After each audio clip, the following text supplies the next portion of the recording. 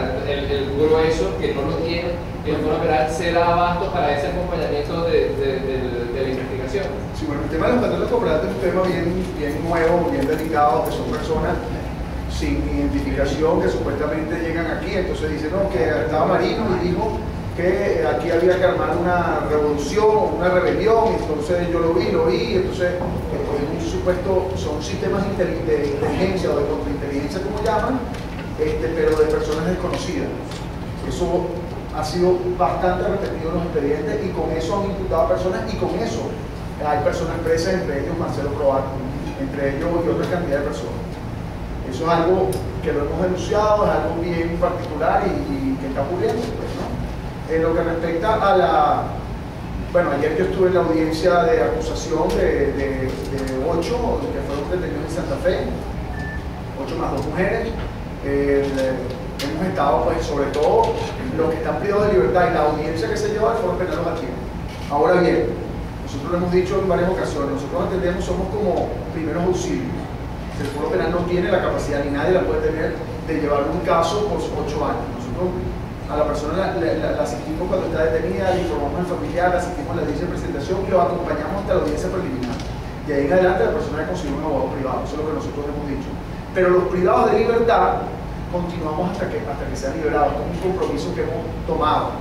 Todos los casos, yo creo que el 90% de los privados de libertad, o quizás probablemente, no sé, pero por lo menos el 90% los lleva al Foro Penal. Ayer los acusados de los campamentos los lleva al Foro Penal y bueno, tenemos que defenderlos en la audiencia preliminar y todos los casos que están siendo acusados, pero los casos sobre todo que eran comedias de presentación, la gran mayoría todavía no han sido objeto de acusación. Entonces, ¿se pueden apagar la luz en esta parte? bueno, por favor, apaga la luz, Stephanie, la luz, por favor. Okay. Bueno, voy a intervenir en base a una presentación que les traje.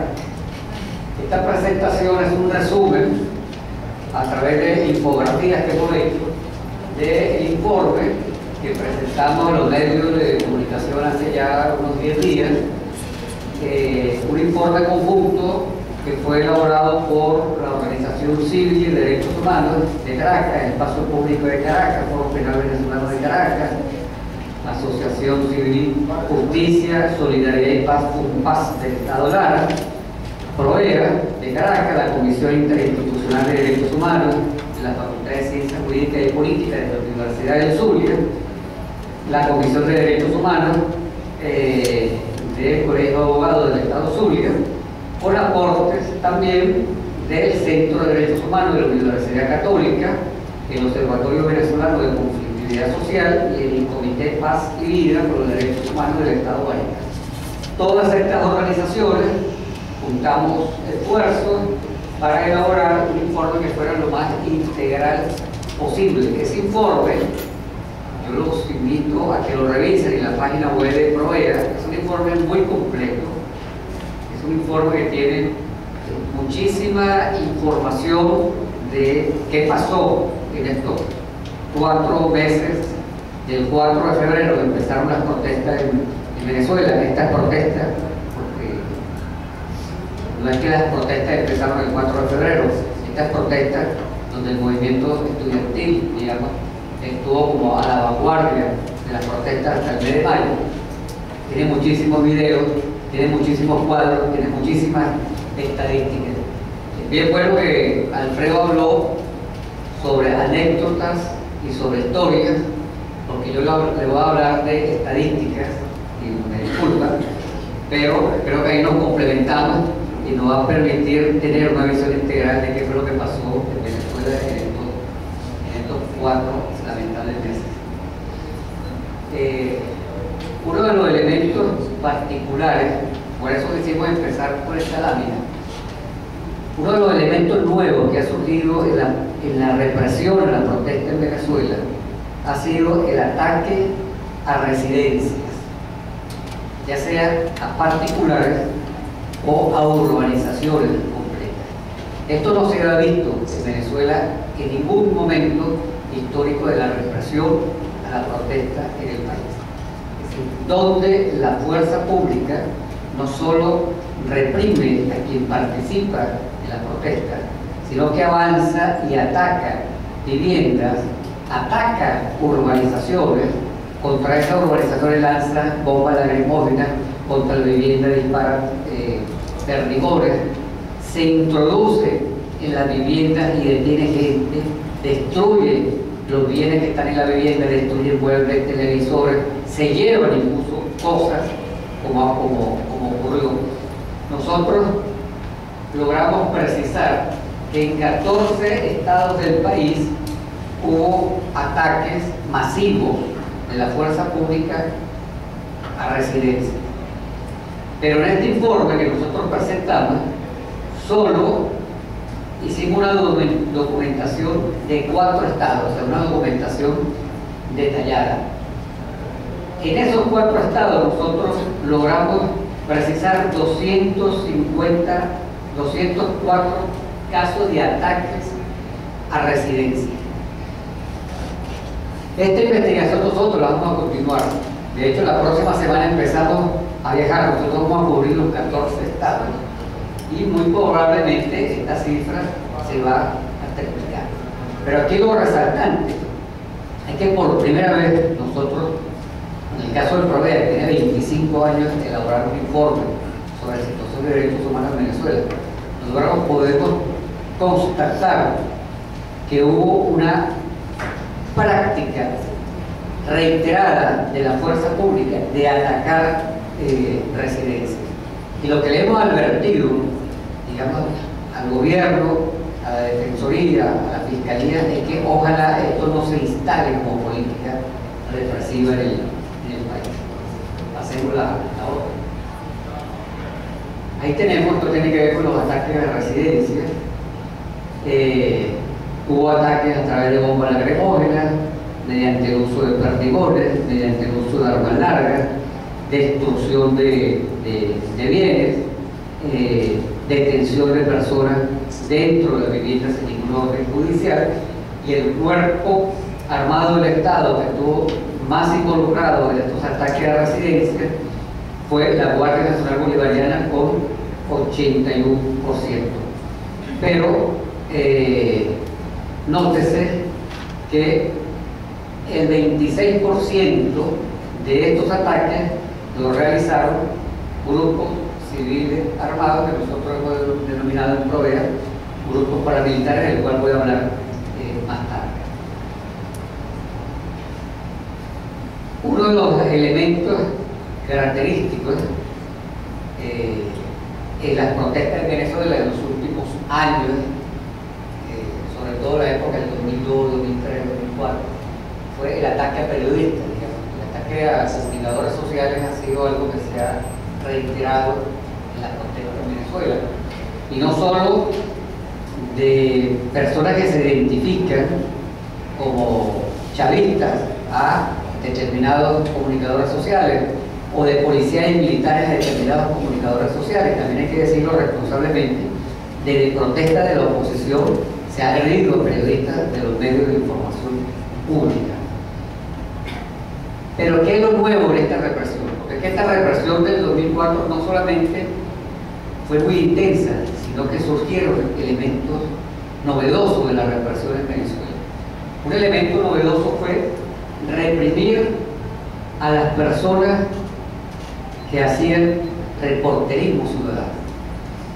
Llevarse detenidas a personas que con su celular tomaban fotografías o hacían una determinada grabación.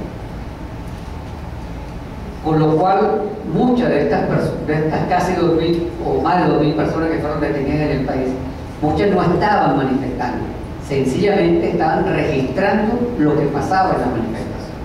Y estas personas eran detenidas, agredidas, con un complemento adicional: se les robaba los teléfonos celulares. Cuando no se robaban los teléfonos celulares, lo primero que buscaban en los teléfonos no eran números telefónicos para ver si esta persona se comunicaba con alguien para establecer una relación, digamos, de algún tipo de delito. lo que buscaban era la fotografía que tuviese la gente. Había una obsesión de parte de los cuerpos represivos del Estado de que no hubiesen fotografías donde hubiesen fotografiado algún funcionario policial disparando, porque está prohibido el uso de armas de fuego en manifestaciones, o algún funcionario policial o militar golpeando a alguien. Entonces había una obsesión por borrar fotos en los teléfonos, cuando en los teléfonos las personas tenían la suerte que se lo regresaran. Porque en buena parte, sencillamente, los teléfonos no regresaban, se lo robaban, así, por el propio término de la palabra. Y hubo un número importante de casos, digamos, de atentados contra estos ciudadanos más allá de los comunicadores sociales. Hubo unos casos, digamos, nosotros atendimos, por ejemplo, en Provea, personas que fueron citadas a la fiscalía porque ellos grabaron desde sus ventanas. Afortunadamente grabaron, porque gracias a esas grabaciones algunos funcionarios militares y policiales están detenidos, pero fueron llamadas, digamos, a declarar como testimonio el que ellos hubiesen grabado y ellos tuvieran certificación de que esa grabación era suya. En la mayoría de los casos no hubo ningún problema, las personas fueron tratadas bien, pero en algunos casos excepcionales no solamente se les interrogó, no se les amenazó. Es decir, no vuelvas a hacer eso. Más bien, en vez de reivindicar que la persona logró grabar, que como consecuencia de la grabación hoy la Administración de Justicia puede avanzar en una investigación, lo que hicieron fue intimidar. No lo vuelvas a hacer, eso es peligroso. Tu vida puede estar en peligro, ¿no? Es otra forma, digamos, de intimidación. Pasemos. Bueno, afectados, fotógrafos, locutores, ciudadanos, periodistas, los que ponen medios de comunicación que fue atacado el vehículo, ¿no? que transportaba algún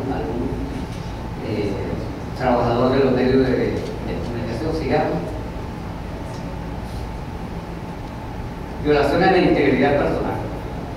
Nosotros hicimos un seguimiento lo más detallado posible, recogiendo información periodística, testimonios de la gente que resultó herida, y las cifras en el país, y nosotros decimos que este es un informe parcial, que no es un informe que recoge la realidad de lo que ocurrió, es un informe muy parcial, porque nosotros logramos hacer esta investigación en 4, 5, 6 estados más o menos con cierta rigurosidad, pero en Venezuela hubo protestas constantes, permanentes y represión en 16 estados del país. Hubo 330 personas heridas por perdigones. Estas personas heridas por perdigones no es que fueron heridas por uno o dos perdigones. Los que están aquí registrados fueron personas que fueron heridas por perdigones por un número importante de perdigones. Heridos de bala, 138 heridos de bala. Yo quiero hacer un comentario aquí porque yo le decía a una periodista el día de Última Noticia que me parece interesante que los periodistas dicen algún trabajo sobre las personas que resultaron heridas de bala, porque aquí es una cifra, pero en términos de salud, aquí hubo personas que perdieron la vista completa, hubo personas que quedaron inválidas como consecuencia, hubo personas que perdieron extremidades como consecuencia de heridas de bala, hubo personas que sus condiciones de salud actualmente bastante difícil, porque recibieron heridas de bala en los pulmones, en el estómago, digamos, con todas las consecuencias que eso implica. Personas que perdieron estudios, personas que perdieron trabajo. Hubo un joven que yo visité en el estado Bolívar, de 17 años, al cual le dimos además un apoyo económico con un aporte económico que dio Emilio Lovera, le hizo un aporte de 300.000 bolívares aprobé, con ese dinero nosotros hemos estado apoyando a gente que resultó herida. Este joven la bala le dio en la carita. Se le hizo este recorrido, le pasó cerquitica la aorta, le dio, se le fue por la espalda completica y se la alojó a medio centímetro de que hubiese quedado inválido. De hecho, cuando yo lo visité no podía caminar todavía, pero los médicos le dijeron que no, que afortunadamente la bala no le había afectado, digamos, el nervio que lo hubiese dejado paralítico de por vida. Pero hay personas que han quedado paralíticas. Este joven se salvó, digamos, por pura casualidad, pero además bien extraño porque la bala le da en la clavícula, le parte la clavícula y le hace un recorrido bastante. 72 personas heridas por golpe y 34 por objetos contundentes con consecuencias, digamos, para su salud. Personas que fueron fracturadas. Yo sobre los heridos de bala, además, quería decir que generalmente uno se preocupa porque se investiguen los asesinatos. Es decir, las personas que como consecuencia de la actuación de la fuerza pública o de las actuaciones particulares resultaron asesinadas. Pero también hay que investigar a los responsables de las personas que dejaron como resultado de su actuación irresponsable, sean funcionarios policiales o sean particulares, personas heridas de bala, porque veamos la gravedad, lo que significa que un joven de 19 años, por ejemplo, quede paralítico de por vida, o que un joven quede ciego de por vida. Responsable de las agresiones, nuevamente la Guardia Nacional Bolivariana. Es el cuerpo armado del Estado que más se destaca por reprimir. Y después del 25% nosotros ponemos ahí conjuntamente la Guardia Nacional Bolivariana y paramilitares, porque son todos aquellos casos que nosotros registramos donde hubo actuación de paramilitares coordinados con la Guardia Nacional Bolivariana. Otro fenómeno que nosotros hemos denunciado que ocurrió en estas protestas es la participación de grupos armados civiles en la represión. Estos grupos armados civiles pueden tener dos características.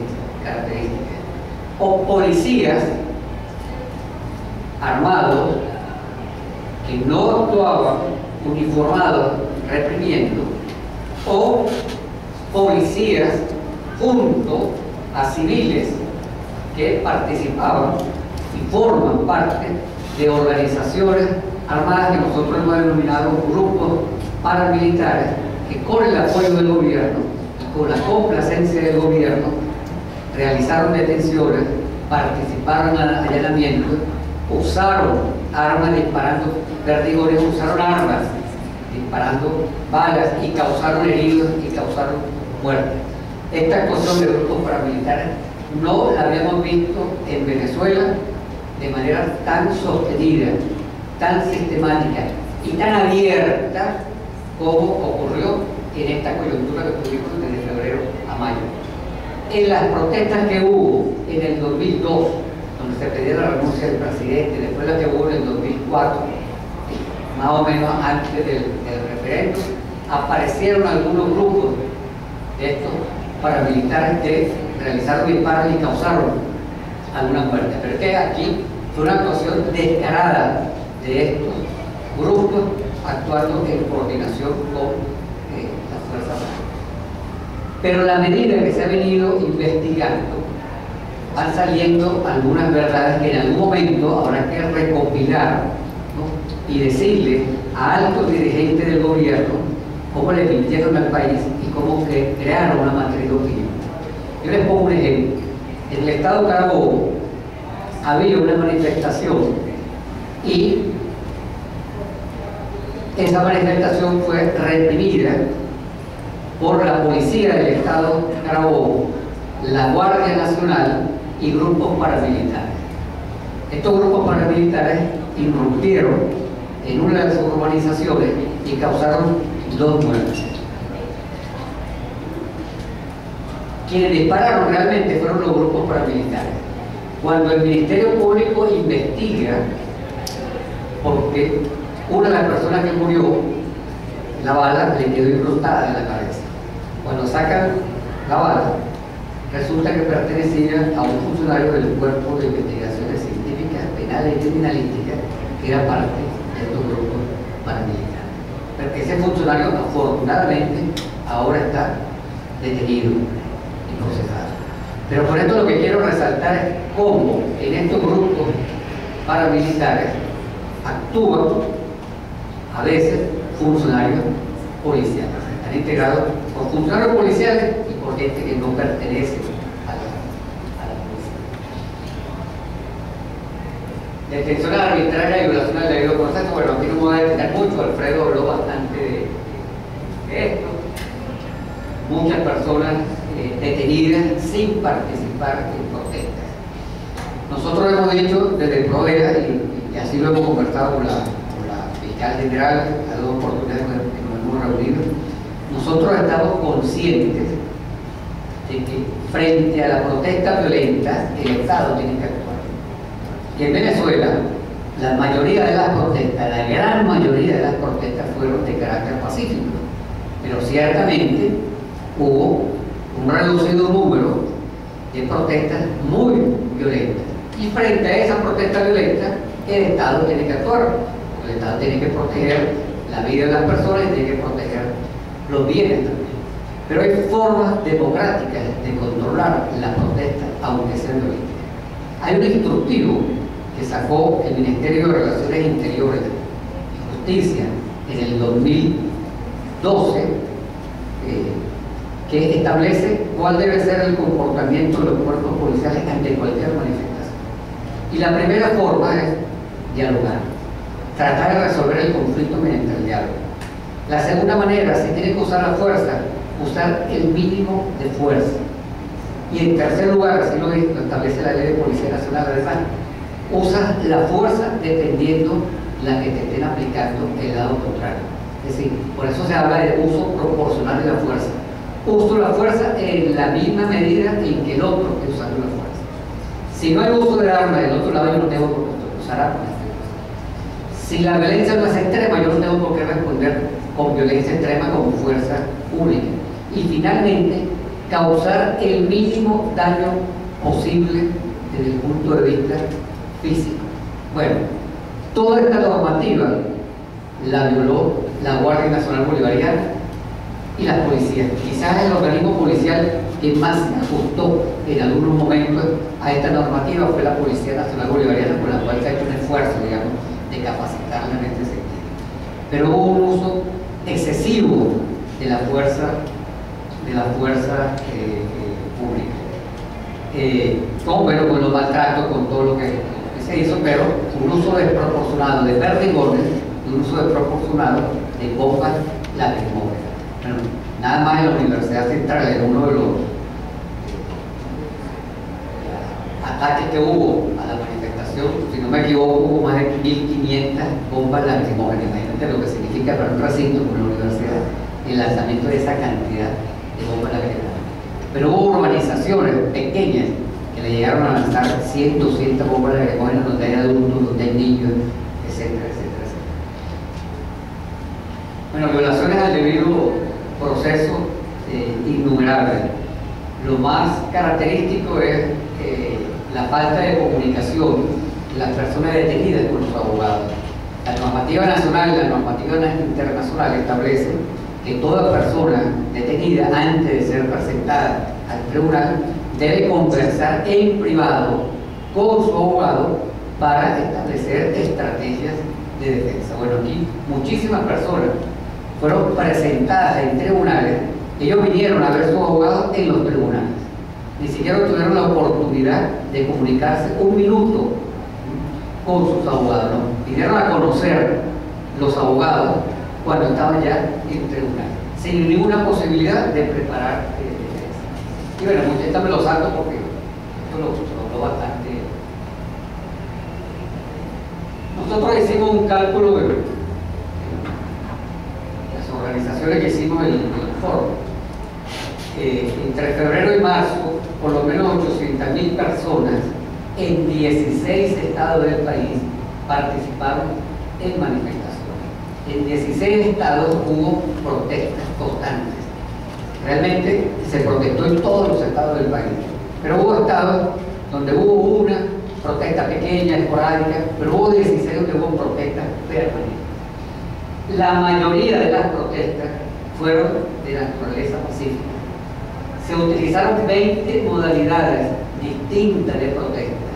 Esto es importante, porque pensamos que la única forma de protesta que hubo fue la movilización, la barricada. No, aquí hubo diversas formas de protesta. Hubo huelgas de hambre en medio, digamos, de la jornada, hubo concentraciones, hubo actos musicales que se realizaron trancando calles, es decir, como una forma de protesta. Hubo cadenas humanas, ni siquiera trancando la vía, simplemente como forma de protesta.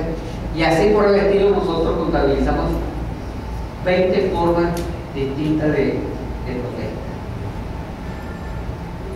Estas protestas en su mayoría fueron reprimidas por la Guardia Nacional Bolivariana, que, insisto, es el cuerpo policial que más actuó en forma arbitraria. Estas protestas además tuvieron la característica de que fueron fundamentalmente protestas vinculadas a derechos civiles y políticos. Aquí yo quiero destacar dos cosas. En primer lugar, porque mucha gente cree que las protestas empezaron en Venezuela el 4 de febrero. No. Del 2008 al 2013, en Venezuela hubo más de 16.500 protestas. Y el 37% de esas 16.500 protestas en Venezuela fueron de naturaleza laboral. Es decir, aquí quienes más venían protestando hasta el 4 de febrero del 2014 era el sector laboral del país. Le seguían las protestas de sectores populares vinculadas a servicios públicos y aparecían eventualmente las protestas donde estaba el movimiento estudiantil. En el 2014, en estos primeros meses, las protestas son fundamentalmente, digamos que tienen al movimiento estudiantil como vanguardia de las protestas, pero no solo protestaron estudiantes. Porque hay una diferencia entre las protestas en Caracas y las protestas en el interior del país, las que hubo, digamos, en estos meses. ¿Por qué? Porque en el interior del país los problemas que tenemos aquí en Caracas, como de escasez, se sienten más en el interior. Aquí nosotros tenemos la posibilidad de correr como 15, 20 supermercados a ver qué conseguimos. En algunas ciudades del país solamente hay 1 o 2 supermercados. La escasez mayor, los problemas eléctricos son mayores, los problemas de servicio de agua son mayores. Y en muchos estados del país, como ocurrió en Mérida y Táchira, la protesta fue popular, ¿sí?, con bastante participación de las comunidades, incluso en las barricadas. Y luego que han bajado las protestas estudiantiles, han empezado a visibilizarse las otras protestas. El Observatorio de Conflictividad Social escribe todos los viernes en Tal Cual. Ellos tienen una página completa. Ya han venido haciendo algo muy interesante en los 2 últimos artículos que escribieron. Yo los invito a que lean. Mañana posiblemente el tercero va a ser con la misma metodología. Ellos agarraron, por ejemplo, en el primer artículo, el viernes antepasado, 2 días de protesta en Venezuela. Y fueron haciendo una relación del tipo de protesta. En el estado Zulia, la protesta fue por agua, por la electricidad, por todo. En el estado Carabobo, la protesta fue por esto. O sea, contabilizaron solamente en 2 días la cantidad de protestas que hubo y vemos la diversidad de protestas, todas, o casi todas, la gran mayoría, vinculadas a problemas sociales. Salud, servicio eléctrico, servicio de agua, el problema de la basura, la delincuencia, etcétera, etcétera. Después lo volvieron a hacer el viernes pasado, igualito, es decir, hay un muchas otras protestas en Venezuela que no tienen la visibilidad que han tenido estas protestas, pero la gente sigue en la calle y la gente va a seguir en la calle porque hay mucho motivo para protestar. Terminamos con esto, ¿no? En este marco de las protestas, el 89% fueron protestas vinculadas a derechos civiles y políticas, 93,3% de las protestas fueron pacíficas, el cierre de vías fue el mayor mecanismo usado, y esta cifra es súper interesante. Durante toda la gestión del presidente Chávez, el año donde más se reprimió la protesta fue el año 2009. Y eso significó 7%, es decir, de la cantidad de protestas que hubo, 7% de esas protestas fueron reprimidas en el año 2009, que fue el año de mayor cantidad de represión de las protestas en Venezuela. Bueno, en estos 3 meses hubo un incremento de represión de las protestas de 485%. Eso nos da una idea de la dimensión de la represión a la protesta en este periodo tan corto. Nunca en la historia del país habíamos tenido tantas personas detenidas por protestar, además procesadas judicialmente. En una conversación que yo sostuve con la fiscal general, sí, digamos, voz a voz, yo le decía a la fiscal, la fiscalía se ha convertido en un instrumento para la represión de la protesta social. Hasta antes del 2014 teníamos cerca de 3.000 personas procesadas en Venezuela por protestar. Y en estos 4 meses le aumentamos casi 2.000 personas que están procesadas en Venezuela por protestar. Supongamos que un 5% de esas personas están bien procesadas, porque nosotros, para ser consecuentes, tenemos que reivindicar la lucha contra la impunidad. Entonces, quienes actuaron con violencia deben ser procesados. Pero supongamos que un 5% de esas personas, porque la protesta fue 93% pacífica, están bien procesadas, es decir, fueron detenidas por actuar de forma violenta, incumpliendo el mandato de la Constitución que dice que todos tenemos derecho a la manifestación pacífica. Pero bueno, tenemos 95% de esas personas detenidas por protestar pacíficamente.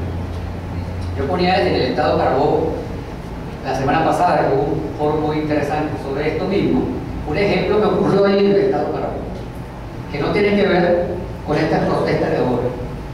12 mujeres pusieron unos colchones porque iba a iniciar una huelga de hambre. Y ellas se lanzaron ahí en los colchones y pusieron cartelitos empezando huelga de hambre. Llegó la policía y se la llevó detenida. La policía del estado Carabobo. Bueno, esas 12 personas quedaron sometidas a régimen de perfectación. Dígame, ¿dónde está la violencia? ¿Qué delito cometieron? Lo único que hicieron fue poner unos colchones frente a una alcaldía para exigir reivindicaciones laborales porque habían sido despedidas. Aquí hay personas que están procesadas por cacerolear. Y la detuvieron incluso ni siquiera en la calle, en su casa. La policía la vio, estaban caceroleando, entraron al edificio, tocaron la puerta, preguntaron quién estaba caceroleando, se la llevaron detenida, sin ni siquiera estar. Aquí hay gente, como en esta protesta, que está detenida por tomar fotografías. Ya, dígame dónde está el delito, dónde está la alteración del orden público. Entonces, si algo ha ocurrido en Venezuela en los últimos tiempos, y es una herencia del expresidente Chávez, y es una herencia del exfiscal general Isaías Rodríguez, porque hay que señalar a las personas para la historia con nombre y apellido, es la criminalización de la protesta. Con Isaías Rodríguez empezó en Venezuela que las personas detenidas eran pasadas por el Ministerio Público a tribunales. Yo le decía a la fiscal, y con esto termino, en el 2002, con toda la cantidad de movilizaciones que hubo, que tenían un contenido político, que era exigir la renuncia del presidente Chávez. Prácticamente no hubo personas procesadas por protestar. Aquí se empezó a procesar judicialmente a las personas a partir del 2005. En el momento en que las protestas por derechos sociales pasó a ser la principal forma de protesta. Es decir, en la medida en que los sectores populares empezaron a protestar por reivindicaciones laborales, por derecho al ahorro, contra los malos servicios públicos, en esa medida fue que se inició el proceso de criminalización de la protesta en Venezuela. Y ha continuado, y por lo que veo, va a continuar por unos cuantos años. Y finalizo con esto. Hay mucha gente que está desesperanzada con la protesta. Ahí me decía, intervino en el estado Carabobo una joven, ella estudiante, que decía, ¿qué hago? O sea, yo salí a protestar, ¿y qué hago? Yo llamo a la gente ahora, veo que la gente está más apática. Aquí en este mismo auditorio lo estamos viendo. Y ella, desesperanzada, decía, o sea, debe usted una respuesta. O sea, ¿qué puedo hacer? O sea, me encuentro frustrada. Fue el término exacto que ella usó. Y yo le decía, mira, no todo fue malo en la protesta. Aquí hay que sacar enseñanza y saber reivindicar lo positivo. Ciertamente se le creó a mucha gente la esperanza de que esto iba a tener un desenlace X, que no lo tuvo ni lo va a tener en el corto plazo. Pero aquí hubo aspectos positivos. Primer aspecto positivo, aquí hubo casi 800.000 personas movilizadas en el país reivindicando el derecho de protesta. Nunca antes en Venezuela, después de los hechos del Caracazo, la mirada internacional había estado puesta en Venezuela sobre la situación de los derechos humanos en Venezuela. Aquí hubo pronunciamientos de la Unión Europea, de distintos organismos internacionales. Amnistía Internacional no sacaba un informe especial sobre Venezuela desde el año 1994 y lo sacó referido al Caracazo sobre el tema de justicia. Aquí ha habido, nunca hemos tenido pronunciamientos como los hubo de artistas nacionales, de deportistas. Es decir, se generó un nivel de opinión internacional que hoy muchos países tienen y muchas organizaciones tienen puestos los ojos en Venezuela sobre qué está pasando en el país en materia de derechos humanos. Pero además quedaron muchos saldos organizativos que se han ido creando comités de familiares de víctimas de la represión. Aquí se han ido incorporando progresivamente a la actividad de derechos humanos muchas personas que hemos que quedar. Una de las cosas que a uno le sorprende cuando uno recorre el país es que la gente dice, mira, ¿cómo colaboro yo con Provea?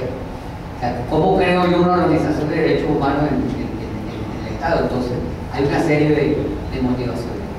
Y finalmente, como le dije yo a la joven, lo último que se pierde es la esperanza. Entonces, no hay que desesperanzarse. Porque si nos frustramos, es peor la situación. Aquí lo único que queda es aprender de los errores, fortalecer los aciertos y seguir reivindicando el derecho a la manifestación pacífica, porque hay muchas razones para protestar en eso.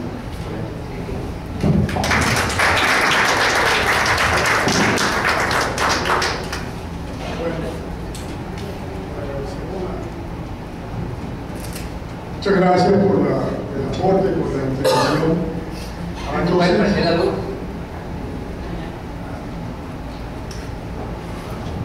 bien, hemos tenido realmente una, digamos, muy densa información sobre todo el tema al cual se ha llegado en tan poco tiempo para mucha gente. Entonces, si ustedes quieren hacer un breve comentario, hacer alguna pregunta y te agradecemos nuevamente tu participación y el aporte. Sí. Buenos días. ¿Sabe el micrófono?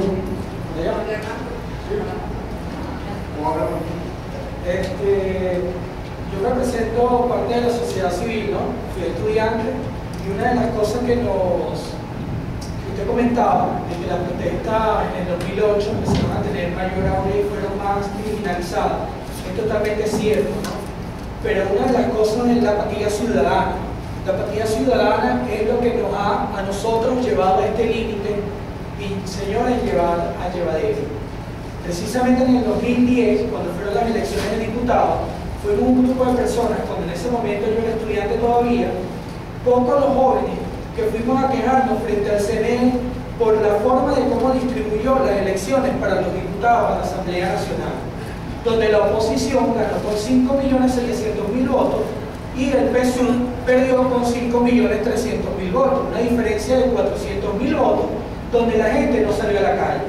Si de ese momento la sociedad civil, estudiantes, nos hubiésemos movilizado todos hasta el CNE a exigir nuestro derecho y respeto a la mayoría de votos, la mayoría de diputados que estuvieran hoy en día dentro de la Asamblea fuesen de la oposición.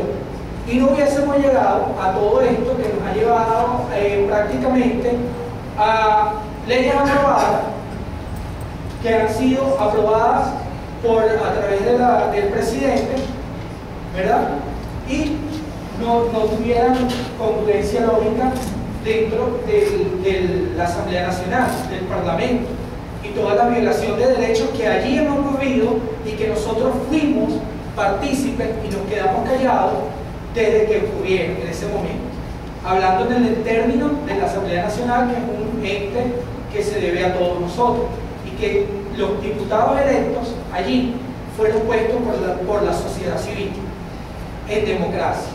Eso para empezar.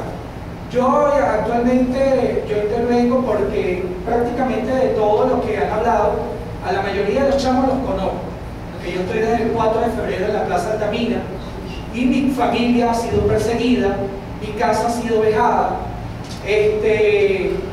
hemos sido intimidados y sin embargo sigo en la lucha, porque no creo en la intimidación psicológica. Y si tengo que caer preso el día de mañana, pues caeré preso. No le temo, eso me fortalece. Porque sencillamente sabíamos contra qué estamos luchando y no comparto la apatía de la sociedad civil que no sale a apoyar a los chamos. Son pocos los casos que hoy en día salen a apoyarlos y que critican de que no hemos hecho nada y no hemos logrado nada, cuando realmente no ha habido participación activa, sino una participación pasiva desde casa, quejándome en una cola, quejándome en la señora del mercado y todo lo demás. Entonces, si queremos ver la participación activa de todos, tenemos que ser agentes multiplicadores. Una de las sugerencias, de la primera sugerencia es, ¿por qué hay poca gente acá? O sea, tenemos que ser agentes multiplicadores. Yo vine hoy a este evento porque pretendo ser un agente multiplicador dentro de la comunidad en que vivo, que es Santa Fe Norte, y actualmente en la organización Valle Abajo, donde estoy ahorita en casa de mi abuela, donde me llegaron por tener 12 chamos que no tenían dónde vivir, que eran del interior, que tenían presentación bajo régimen por 8 días y 15 días, y para evitarles el traslado, la economía, el gasto de venirse al interior a presentar cada 8 días y 15 días, le di asilo en casa de mi abuela porque ya no los podía tener en mi casa en Santa Fe y me llevó la policía igualmente. Entonces, tres puntos para terminar. Sí, te agradezco porque si hay algún otro ¿Cómo brindarle asesoría y seguridad a los fiadores y testigos y colaboradores que están apoyando la causa? Porque hay personas que están dispuestas. Yo he vivido el trabajo de calle buscando esos fiadores para apoyar a muchos de los casos. El caso actual que tengo es el de Jeremías Silva y el de Cumaná, que Juan Manuel Muñoz, que está detenido en la Valorita. ¿Cómo hacer para asesorar a los fiadores de que ellos no van a ser perjudicados ni perseguidos el día de mañana?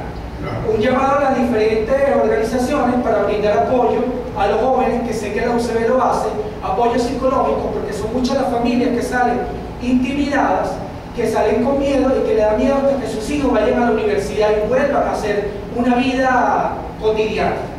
Y en el caso de los menores atendidos, en el caso de Irving, de Santa Fe Norte, la Defensoría del Pueblo. ¿Cuál es el procedimiento que se debe hacer? Que debe hacer un representante con el caso de los chamos menores, ir primero a Defensoría del Pueblo, o cuál es el procedimiento en ese caso. Y la sugerencia, bueno, hacer tipos de talleres y debates en las zonas populares. Bien, muchas gracias por el valioso aporte. Bueno, entonces, agradecemos la brevedad del profesor acá y luego al profesor José Gregorio, y con eso podemos cerrar. El fútbol está compitiendo fuertemente. El fútbol. Sí. Quería hacer un comentario. Yo creo que Provea tiene una tarea titánica. No va a ser posible el convencimiento sobre la naturaleza de la protesta, ¿no? Porque tanto la Defensoría del Pueblo como la Fiscalía dicen que la mayoría de la protesta fue violenta. Y esa es la caracterización que hace al respecto. Pero lo que quería enfatizar es que tengo un tuit aquí de Provea que dice que con el decreto 1014 que apareció en Gaceta se crearon un grupo de brigada especial contra actuaciones de grupos generadores de violencia, y que ni siquiera va un comentario porque este emana de tu organización. Gracias. Muchas gracias. José Gregorio, profesor José Gregorio. Eran dos cosas. Una, para el tema de los fiadores, ahorita nos vamos a poner en contacto, cargo el teléfono y te lo doy. Nosotros creamos aquí con Provea, Comité de Solidaridad por la Libertad de los Presos Políticos. Allá hay una comisión de fiadores, que lo tiene la doctora Ana Angélica Betancourt. Nosotros hemos conseguido alrededor de 6 que ya ejercieron su rol y facilitaron la liberación. Entonces, ahorita nos ponemos de acuerdo con eso. Y 2, para el tema de apoyo psicológico, en ese comité participa la red de apoyo psicológico de la UCB. Entonces, también nos ponemos de acuerdo para que precisemos la asistencia que requiere. Sí, Gregorio, yo iba a complementar la conversación que yo sostuve con la Fiscalía. Le planteamos a la Fiscalía el caso de las personas que viviendo en el interior, muy lejos, estaban bajo régimen de presentación de carácter. Y hay como disposición en la Fiscalía de resolver eso para que ellos se presenten en su lado. En esta oportunidad yo he dicho que me faciliten los nombres, la cédula y el número del expediente para yo podérselo hacer llegar a la Fiscalía. Entonces, si esos muchachos que tú conoces me aportan su nombre completo, su cédula y el número de expediente, yo les paso esa información a la Fiscalía y muy posiblemente la Fiscalía resuelva que ese muchacho se presente en los estados de donde ellos solo viven. Entonces, ahí te dejo, digamos, esa tarea. Ahora te doy el teléfono y el correo electrónico, pero ahí podemos resolver. Ahí como voluntad de la Fiscalía resuelve. Bueno, muchas gracias a todos por Dos respuestas. Sí. Todavía no está de acuerdo. Para ver, a nosotros nos extrañó porque el presidente Nicolás Maduro anunció que iban a crear una especie como de comandos operacionales contra la violencia. Esto es muy genérico, y es peligroso, ¿verdad? Uno ya conoce la experiencia. En Perú se formó el famoso grupo Colina. Era el clandestino ilegal, al final terminó siendo más clandestino y terminó siendo asesinato político. En México también se llegaron a crear este tipo de... Este es un comando que no habrá que ver el decreto. O sea, que tú quieres lo integrar, o sea, lo van a integrar cuerpos policiales y militares. ¿Qué van a hacer estos cuerpos especiales? Lo que sí es claro es que en Venezuela viene una represión selectiva y política. Este anuncio simplemente lo que nos está indicando es que se van a fortalecer las labores de inteligencia. Aquí van a empezar a profundizarse las detenciones selectivas. Y cuando hablamos de detenciones selectivas, no pensemos en que son detenciones apolíticas. No, a dirigentes agrarios, a dirigentes estudiantiles, a dirigentes sindicales, a la gente de los barrios que sale a protestar por servicios públicos, es decir, y a los propios chavistas que empiecen a criticar a los gobiernos. Y a los defensores de derechos humanos. No, y a los defensores de derechos humanos. Entonces, ahí hay, digamos, hay una actuación que se corresponde a lo que nosotros hemos venido denunciando en Provea, que es esta doctrina de seguridad nacional. Esta doctrina de seguridad nacional no solamente le va a dar a la represión política cada vez más fuerza, sino inventos como este, que no sabe uno en qué puede terminar. Y lo malo es que al final terminan siendo avalados por otros poderes públicos. Pero, digamos, es un anuncio nuevo que yo no he leído el decreto, pero nosotros sí hemos estado alertando porque ya el presidente Maduro lo ha denunciado. ¿Ya? Ok, bueno, muchas gracias a los que vean como al foro y les informo que estos vacíos son coyunturales. Siempre hay algo y bajo.